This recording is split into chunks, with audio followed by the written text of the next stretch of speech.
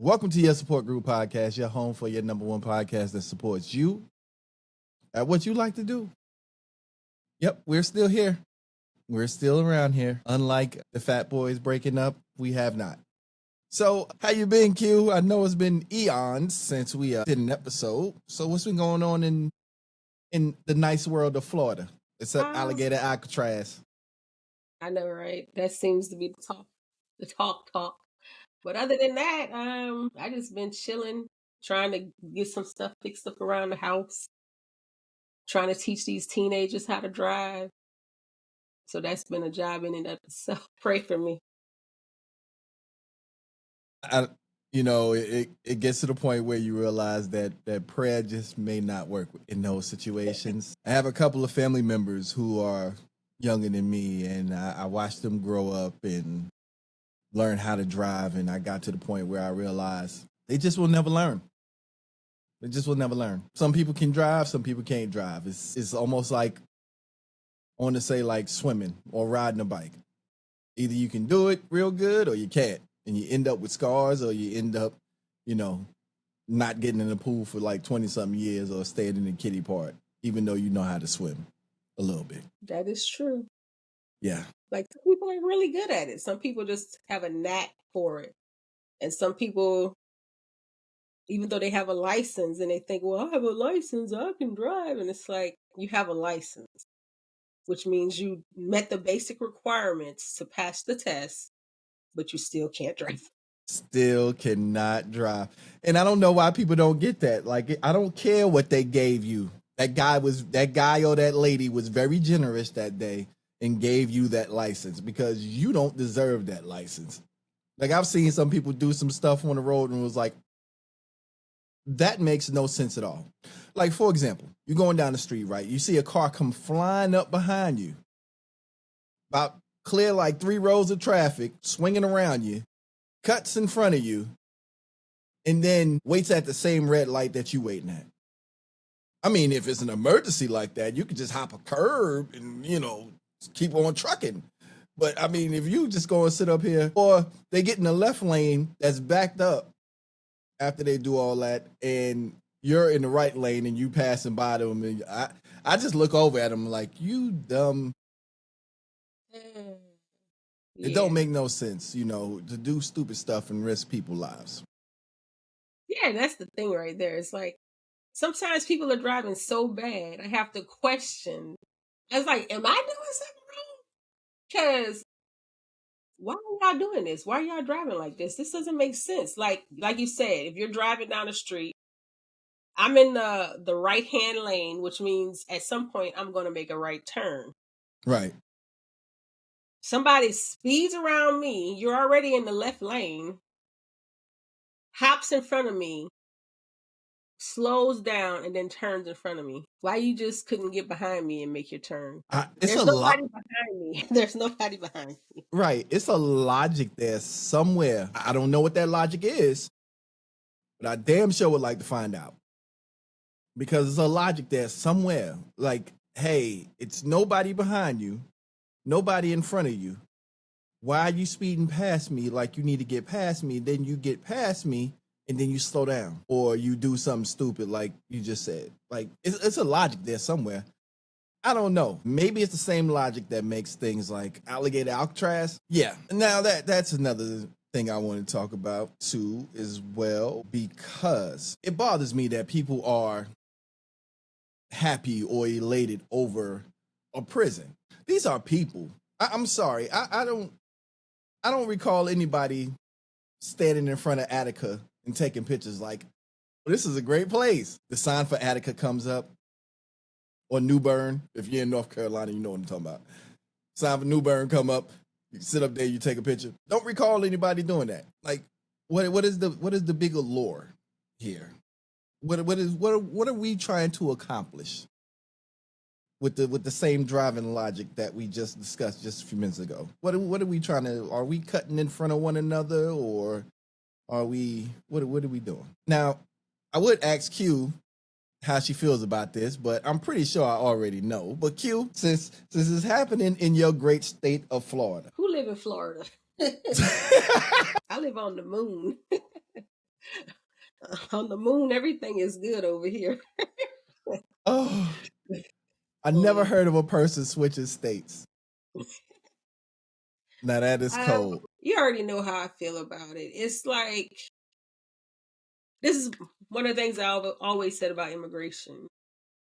You have to ask yourself a couple of questions. When people risk it all to come here for a better opportunity, you have to ask yourself, why is that? Why are they fleeing the land that they come from, where they were born, where they have the language, all these things? If they're in such desperate, dire state that they risk life, and I'm telling you because I've heard some stories where people, like the trip from Cuba or coming from Mexico, if they are risking it all to come here, you have to ask yourself what is going on in their country that's causing them to do that. Now, do I agree with just coming over? Yeah, not necessarily that particular path, but we have to. There's so much red tape involved in the immigration process that is ridiculous. We have to make the process Flow better. flow better. Then truncate it some. Yeah, I agree. It's expensive. It's the paperwork. Like, I get it. Yeah, we have to make sure we're letting people who are coming over here are law abiding, that they're going to come over here and do the right things. Yes, yes, yes, all of that. If they've come over here like as a little kid, they have no choice in that. They came with their parents. So now we have to say that's not really their country anymore. So now we have to figure out, what do we do? They're here now. You're going to send them back to a country they don't speak that language because they grew up here. We can figure something out. Yeah. A lot of these people pay taxes because they have ITIN numbers. A lot of these people work jobs that most Americans don't want to do, because I don't want to do it. I don't want to do it. I'll be the first one to tell you. So, I mean, we can figure something out. And it doesn't have to be like putting them somewhere where they can get eaten up by alligators. It's like, what are we, who are we now?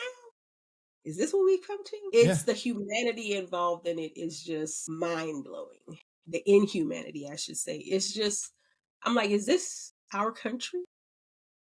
Is this what we're doing? Is this what we're doing?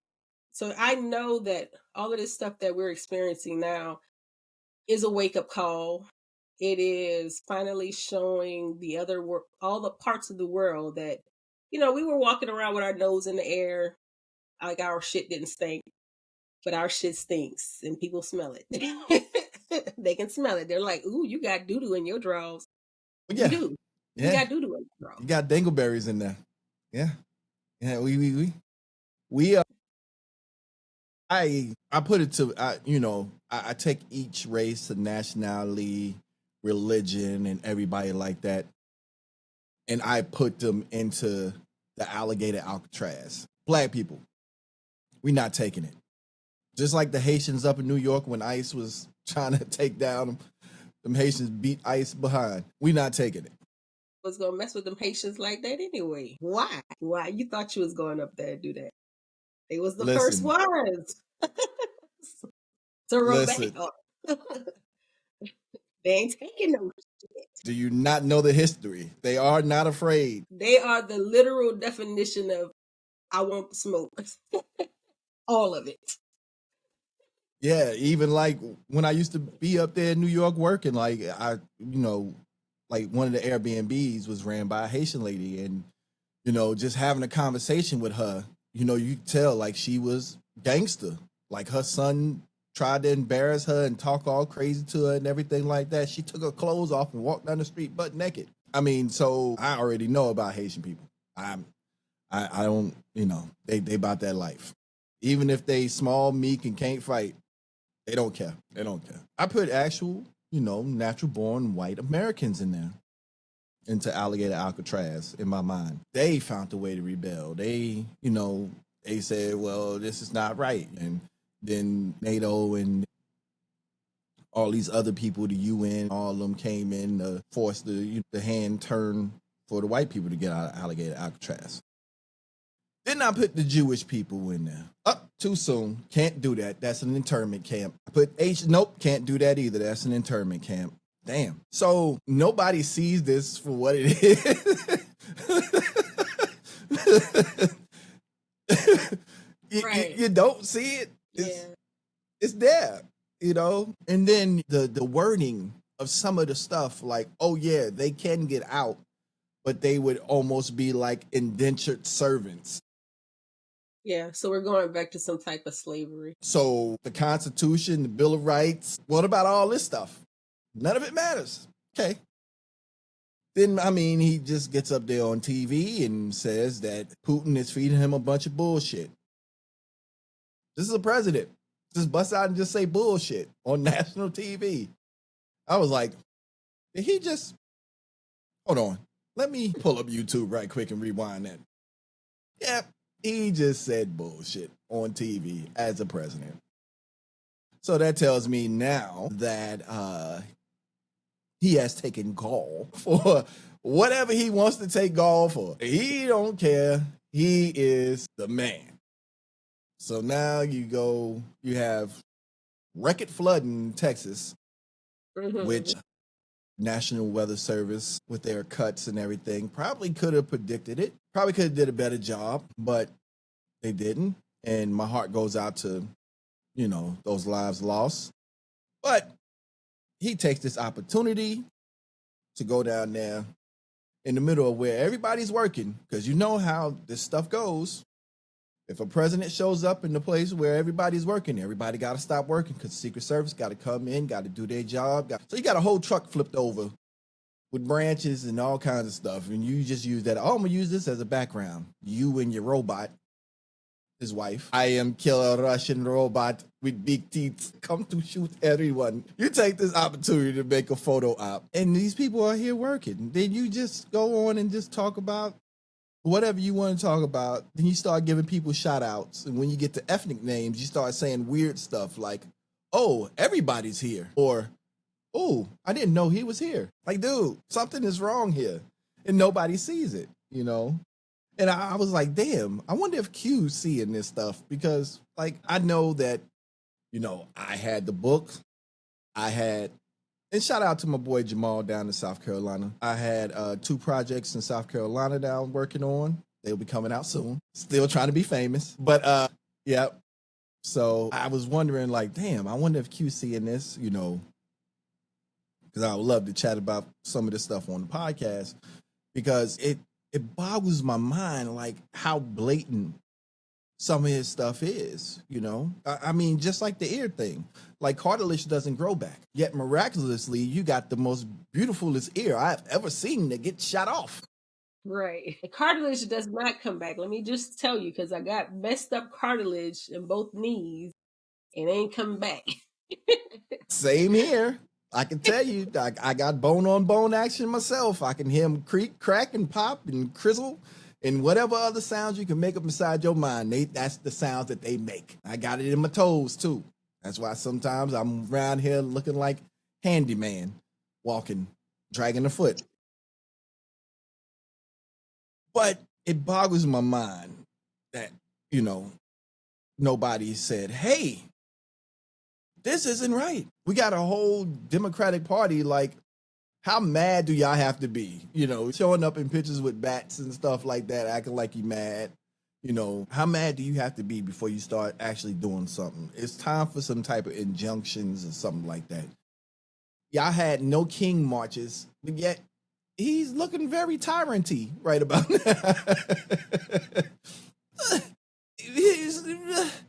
You just go ahead and build him a castle and call it the White House, the White Castle. He might like that too, because I know he like fast food. He might like that. The White Castle, like the burger. So I don't know. We need a reset. Can we just unplug America and start all over? Like, just restart. And we can't now. It's too late. You know, it's like that song. It's too late to turn back now. I believe we in some shit. That's what I believe. Because, man, the big beautiful bill, I can't even say all them B's. The The big beautiful bill. I don't think nobody really, they heard the parts like, oh, that sounds good. Oh, that sounds good. Oh, that sounds good. But they didn't read it for themselves. And a lot of that stuff that people think is good is only temporary. Only thing that's permanent is the tax cuts for the rich people in the businesses and the corporations. All that stuff for people, that's temp. Yeah. The tip thing, that's temp, you know. And then it's the first $25,000. So after you make $25,000, guess what? You're getting taxed. But nobody read that part. And I'm not a hater. I just don't like his ass. Not a hater. Just don't like him. Plain and simple. It could have been any other Republican. You could have had the eyeliner wearing Care Bear, J.D. Vance, run for president, and I would have still been like, all right, well, yeah. But him, I don't like him. I don't like him. He's a nasty dude. And if you know the history, he's a nasty dude. But nah, I didn't want that black Indian Jamaican lady to be president. Nope. Mm-mm. Oh, she locked up people for weed. Yeah, but this dude took a whole daggone front page of a newspaper and wrote about 5 innocent black boys doing something to a woman in Central Park. Mm-hmm. It was a whole movie on Netflix. I don't know if it's still on there, but it's called When They See Us. Right. I'm not lying. And then when they was found not guilty, he still took another listen. But no, y'all was working off of hearsay. This Jamaican black Indian lady, she locked up all these people for weed and stuff like that. I've never seen no paperwork, no nothing. Nobody came out and said, oh, directly, she locked me up. Nobody said none of that. Yeah. Now, was she invisible during her whole term? I don't, you know what? To me, she was. Yes, I'll say that. She was invisible as hell. But I truly understand now, after thinking about it, she didn't want to be vice president. She wanted to be president. Mm-hmm. And coming in second place sometimes bothers people. Mm-hmm. So they didn't want to get accustomed to being in second place. Mm-hmm. That's what it was. He didn't want to get accustomed to being in second place. To be honest with you, most vice presidents are... I mean, I can't tell you none of them have really done. You know what I mean? Like, even, just remembering back, I'm like, the only reason why we knew so much about Joe Biden as a vice president, because he has been in government since Jesus was a baby. I was about to say, like 1960 something? You know what I mean? And he was always a little rowdy, so we knew more about him. But for the most part, what do they really do? I mean, I know they show up and they do all the other stuff, like, but even like Dick Cheney, the only thing I remember about him was like, he liked to hunt. Didn't he accidentally shoot somebody? You know what I'm saying? You hard for me to could have left that part out, Q. You just automatically went into, don't he like to hunt? Yeah, and he also killed somebody too. But like, I don't be knowing what they be doing. I mean, I be like, what y'all really be doing over here? Like, I know they be doing stuff, but it just don't be like out in the open. Now, out of vice presidents, Dick was the man. Dick was like, Bush was the figurehead. Cheney was the man. Okay. Trust me, Cheney was the man. And I can believe that, because anyway, I'll just skip over that part. Well, we all know, he wasn't really in the, he was more in it because of what his daddy was. Right. Bush Jr. He was more into it because of what his daddy was. He wasn't really into it. Mm-hmm. Then Dick came to him and was like, hey, I'm not going to win this president, but if you run, I can run as your vice president and you can get on and I can tell you how to win. I watched the whole Dick Cheney movie, watched a few documentaries about Dick Cheney. Why did he seem like he was more powerful than what he was? Because he actually was. Because Dick hit him with like, hey, I'll do this, We can do this, but this is what I want. And he was like, Bush was like, cool. You know, as long as I can hand black women candy, I don't give a damn. So you trying to be like a little chocolate and stuff. Why?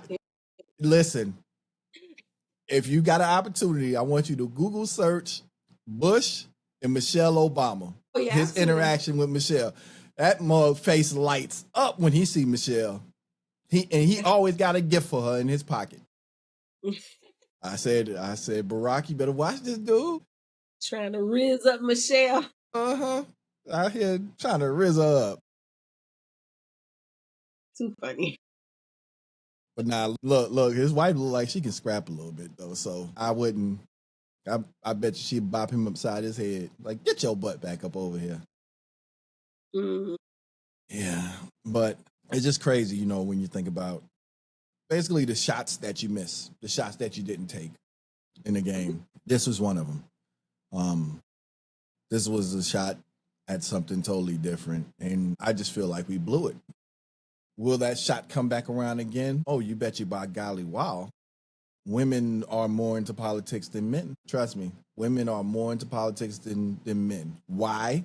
Because women are getting tired of the narrative of men being able to tell women what to do with their body via politics, or some rights only get passed by women. You know, some bills only get passed by women because women have the foresight to say, "Hey, let's think about the children here," or let's think about X, Y, Z. You know, y'all are natural caregivers. Y'all are natural, nourishers. So we need that in politics, because men, we like, oh, can we eat it? Can we drink it? Can we? We can't do none of that? Well, it's not passing. Hey, I'm just being honest, so. Yeah, it's time for a change. I just wonder if it'll happen in our lifetime. I don't know. It will. I mean, we might have more gray than what we got, but it will. Because, I mean, we're edging close to it now. We just seen more and more. I don't know what your viewpoint was growing up, but when I was younger, I could have swore like all the Congress were nothing but men. Well, now you look in that room, it's more women, even on, no matter which side they on. I'm just saying in general, it's more women. And it astonishes me because I'm like, dang, we could look at one side just being all women and one side being all men. Eventually, say, hey, this ain't a Republican Democrat thing. This is a man versus women side because it's almost even. Well, we shall see. Yeah. And special shout out to my cousin. She, I don't know if I told you this one, but she was the one that lived out in Utah that was going to run for office out in Utah. She passed recently, and it was very unexpected. Sorry to hear that. Dang. It was very unexpected. My heart goes out to my cousin Sharon and, the family. Because I was like, when I seen it pop across there, I was like, because she was just doing a promotion because she was in PR. So she was just doing a promotion for one of her events. And I was looking and I was like, cool, out in Salt Lake. I was like, cool. And then like the next couple of days, I just start seeing RIPs, people talking about it. And I'm like, well, dang, that was, is this real? And then, my cousin's sister got in contact and she was like, yeah. I was like, wow, and she was, pretty young. Because I'm looking at the news and everything like that, I'm thinking it's a car accident or something for it to be sudden, but no, it wasn't that. It was asthma related, and yeah, and that's the second time in my life that I've had a cousin pass from asthma related issues. Yeah, so it's just one of those things where you're like, damn, because the first cousin who passed, I was telling him about the podcast, telling him how to get started with the podcast and everything like that. And we was talking about doing some mashups and crossover and show him the ropes basically. And he died. Then I was like, hey, I got a cousin that's in PR. Maybe I can get some pointers from her on how to, So, like I said earlier, I get upset about the shots that I didn't take or I didn't take it sooner. I had open shots and I should have just went ahead and just shot them shots. But, I mean, what can you do? You don't expect anything to happen to anybody. I had, just on top of that, my aunt, the one who holds the record for running the printing press up in New Jersey, she had got very badly sick. And the same cousin, Sharon, whose daughter just passed, she was taking care of my Aunt Diane. So, I mean, it was a lot. It was a lot that happened real quick. Then I had the book I had a movie and a series, and then, trying to get old Stinky Butt, who is like super tall now, Carson, trying to get her ready for kindergarten. Because, I mean, out of all the planning and processing and everything like that, somehow, I won't say my wife, I'll say me, I didn't factor in her going to kindergarten. So I'm like, I'm like, all these, I knew she was going, but I'm like, all these supplies, all these things, Then in that process, while we was away, my oldest daughter turned 21. So now I got a daughter old enough to buy liquor. Go to that store for me, girl. Get me something for my birthday. Get some of that brown for your daddy, girl. Get some of that brown. But yeah, and then I got the other one up in college. I think adulting is starting to kick in because she's starting to contact home more. Now reality is like, oh yeah, I can do all this. This is easy. Now adulting is kicking in and it's like, you know what? Maybe I should call my sister. You know what? Maybe I should call my dad just in case, keep in contact, might need a little something here and there. Yeah. But, I tell everybody, sometimes you got to let them see. You got to let them see because you can't tell them everything. Even though you told them everything, it's not going to stick. So you got to let them see. You have to let them experience it. Yeah. I mean, I give my girls big shout outs because, I mean, I ain't nobody granddaddy. There you go. That's the main thing. I ain't nobody granddaddy. So, hey, they got to be doing something right? People be like, oh, yeah, this, that, and the third. And I don't care. I ain't nobody granddaddy. I done told them. I better not hear nothing about a pregnancy, a grandchild, or anything until I'm 55. And this better have more gray in it. I mean, you got 10 years. 10 years. My oldest daughter be 31. You're starting late. Oh, well, you're more financially stable and mentally there. You know it. Well, not financially stable because you can never be financially stable to take care of a baby. But know what to do with a dollar. Financially stable. But yeah, definitely, as long as I ain't got no grandkids, I ain't complaining. So, teaching the twins how to drive. Well, it's mostly my daughter because she was the one that had driver's ed. And my son, he'll have to wait until this school year to take driver's ed. Then I'll start teaching him how to drive because I need him to have some idea of how to work the controls of what to do when he gets in the car. My daughter, since she had driver's ed, when we got in the car, it was easier to tell her stuff. Like she had some understanding of what the car could do. You know what That's I mean? true. So she's been doing pretty good. But I always feel, I hate to say this, it's always easier to teach the girls. I don't know what's wrong with you knuckleheaded men. I don't listen.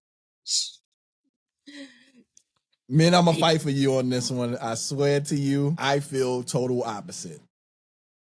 And maybe that's just the male's perspective, because teaching women how to drive as a man is like, hey, why you getting so upset? Why you all in your feelings? Why you talking like that? Look straight ahead. I am looking straight ahead, but you talking to me. You got me under. I'm up over here sweating. I'm tired. Like, that's because y'all don't have no patience. You gotta talk with a nice voice, and you have to be gentle. men have patience. It's called silence.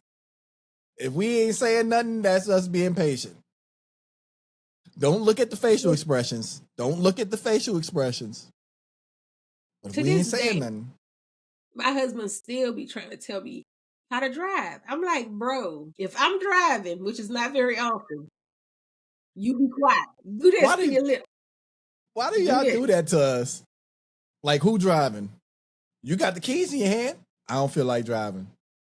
All right. Or my favorite one. Well, the seat is already back for you, so.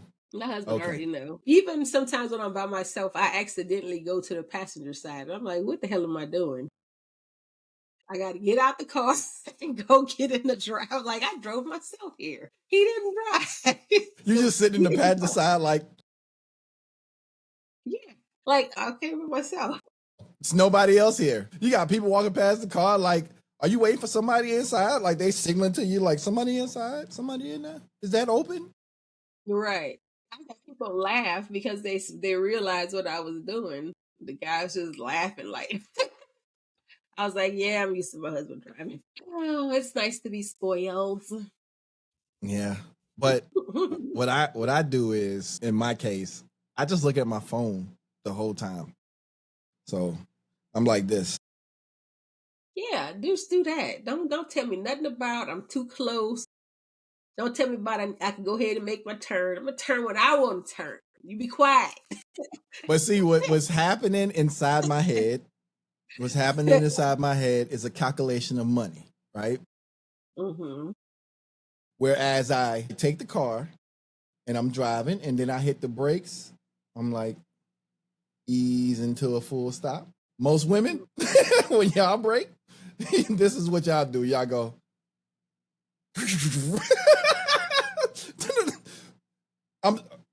Okay, that's the brakes. Yep, gonna have to get those done soon. Shit. Yep, those are tires. I just got thrown to the back seat.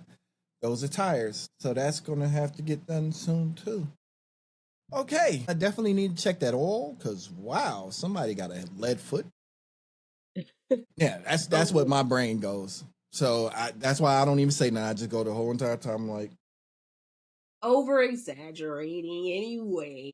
Like having a whole conversation. I'm like,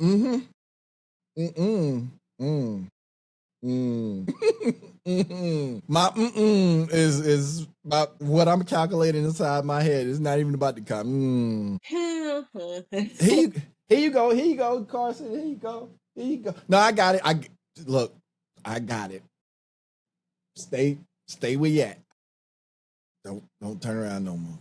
You know how many people I see driving down the street, just all in the backs. And like, I used to have a boss lady. This is no lie. She used to come pick me up, take me to work. She scooped me up one day. She's literally holding coffee with her legs, eating, putting on makeup, and driving. I need the camera to unblur so I can understand the. She has coffee in between it. She's holding in between her legs, putting on makeup, eating, and driving a stick shift all at the same time. Right then and there, I said, this is why the stigma is so damn bad. Like, what in the hell are we doing here? And I can only imagine, this is before cell phones got real big. You know, this was during the time when you had nights and weekends. You know, nights and weekends, your calls are free after 7 or 9, depending on if you got Sprint or somebody else. But I can only imagine how it is now that she probably has a cell phone. she is probably terrifying the hell out of whatever man that's sitting in the passenger seat right now. Because I was like, how are you doing all this? And she didn't ask me to hold nothing to nothing. I mean, she was going bam, bam, bam, bam. Yeah. Yeah. Please save me, Lord. Keep me protected. Yeah. But now, I ain't gonna lie. Some women drivers out there that can drive. So I'm not gonna front. Like, all of y'all aren't bad drivers, but a lot of y'all are distracted drivers, not bad drivers, just distracted and terrifying. And I think y'all do that to test us, to see how brave we are as men. You know, oh yeah, whoops, almost missed the car. Yep, yeah, you still with me? Yeah, look at him, about to pee on himself. He ain't the man for me. He ain't the man for me, trying to pee on himself a little bit. Go ahead and get it together, PP boy. I think that might be the case, but other than that, if you haven't had the opportunity to check out our website, go to www.ysgpodcast.com. And I know I just threw y'all off guard. And as always, if nobody told you today that they love you, we do. Yeah, we still here. We still around. We still around. Q still making cakes. I'm still reading books, and life is great. And that's the way we're going to keep on saying it. So, peace out.